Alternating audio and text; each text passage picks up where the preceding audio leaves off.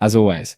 Hello everyone and welcome back to the Common Sense Crypto channel. Rich is making another video about XRP today. So wherever you are in this vast planet, I hope you're all having a nice day today. We're going to discuss XRP, and I have to start with this. SEC Chair Paul Atkins is scheduled to provide information regarding Project Crypto today. I'll share the information with you in a video later tonight. And Nate Garassi on XRP ETFs and James Cipher, Senior Research Analyst at Bloomberg, observe the Bloomberg experts' preference for Bitcoin alone. Listen to this out. Retailers love XRP, therefore it's possible that not many institutions will purchase XRP ETFs, but there might be a huge demand for them. That would be my dark horse, I suppose. I'll just touch on 2 points, both of which I believe you would agree with. Twitter, in my opinion, is a fairly accurate indicator of the enthusiasm and interest surrounding some of these other cryptocurrency assets, and the XRP army is indisputable. It happens whenever I tweet about XRP, the activity there, or how fervent that community is. They seem to genuinely believe in it. And that's another. I won't rehash the BlackRock controversy,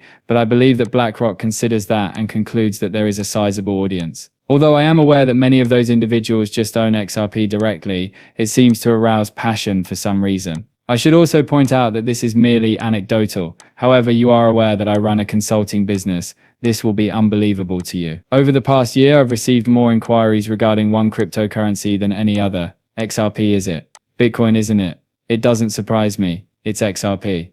And it's fantastic. I'll share my black horse with you. Returning to the Twitter interaction and enthusiasm, I believe my dark horse would be HBR, similar to that community. Try this out. You go ahead and tweet about an HBR ETF and observe the results. That community has a lot of passion. In fact, I've spoken with a few of the locals. What they are doing appeals to me. Overall, I appreciate what they're creating. They have a devoted fan base. For me, that may be a dark horse. That's reasonable. They are also very popular in South Korea. They claim that HBR is very popular in South Korea. But to be honest, I tweet about everything, and a lot of people approach me with comments like, Injective was filed, and I didn't know anything about Injective. And you'd be surprised at how many people DM'd me saying things like, oh, you should. I love the crypto community. I said, the Bloomberg analyst, finds it hard to comprehend that institutions will purchase an XRP ETF. They will be pouring money into those XRP ETFs. The demand for an XRP ETF is already so high that it will be insane to witness that happen. Additionally, he brought up HBR, which I concur with. Additionally, there will be a significant demand for an HBR ETF. I watched Hedera and Ripple. These two networks are growing continuously. I assure you, nothing seems to be slowing down in the vicinity of Hedera or Ripple. They are simultaneously growing out and expanding.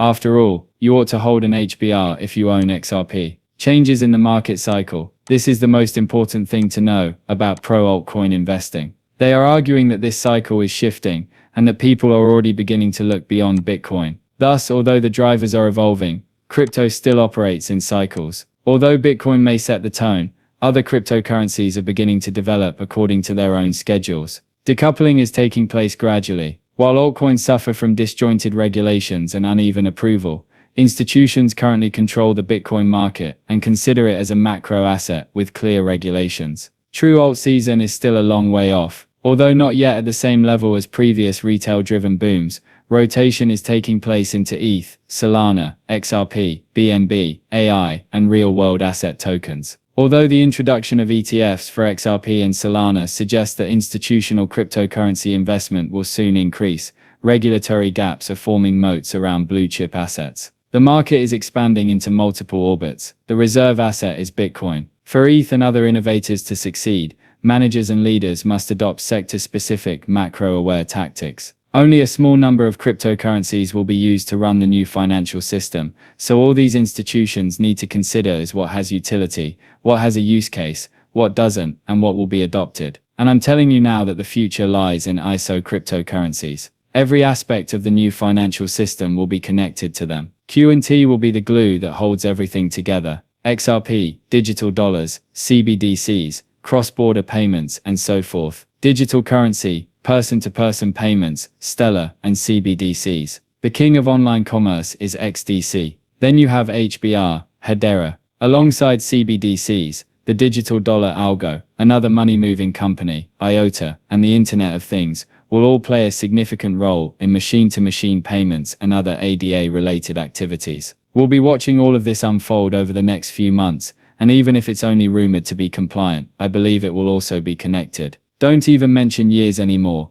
as I believe that everything will most likely occur between now and mid-2026. Regulatory clarification will be the first step. They refuse to respond to inquiries about XRP. Regarding RLUSD, she didn't inquire. Riz is the source of this. Listen to it. Is it accurate to state that you are in the dial-up phase of cryptocurrency? At World Liberty Financial, we have the world's fastest growing stablecoin. The world is going digital. The tokenization of everything is happening. We are rendering the large banks obsolete. It's also a very exciting moment. Without a question, investors sought to participate in the cryptocurrency digital currency space. Additionally, it is expanding rapidly, due in part to improved and more transparent regulations under this administration. Zach, aside from the fact that some believe it's a means of supporting the Trump family by purchasing one of these tokens, what factors would make it more valuable than other cryptocurrencies? Let's take XRP as an example, since it does have a purpose. It is the Ripple blockchain's token.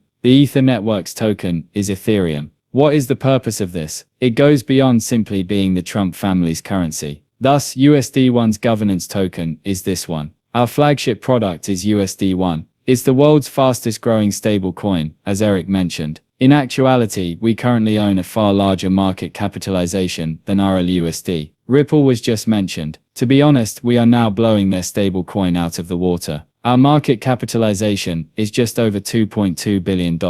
Our volume is more than $500 million every day. We are currently the second largest stablecoin for Genius compliance. However, even their reliable coin will require a bridge. And what bridge is that? XRP. However, they never want to discuss XRP. Eric Trump is not visible to you. Don Jr. is not visible. The president never makes reference to XRP. BlackRock is unable to discuss XRP. Why, in your opinion, is that? Even though they are aware that XRP is the way of the future, they never want to bring it up. Long ago, the elites set up Ripple and XRP. That's what lies ahead. The future is in your hands. By the end of the year, Brad Garlinghouse anticipates that RLUSD will rank among the top 5 stable coins. Listen to it. Given that the United States is moving closer to clarity, what are the prospects for the next generation of stable coins? Once more, I believe we're underestimating the potential magnitude of it. There are over 230 billion USD in that market today. According to some intelligent people, that might increase tenfold during the next 5 years.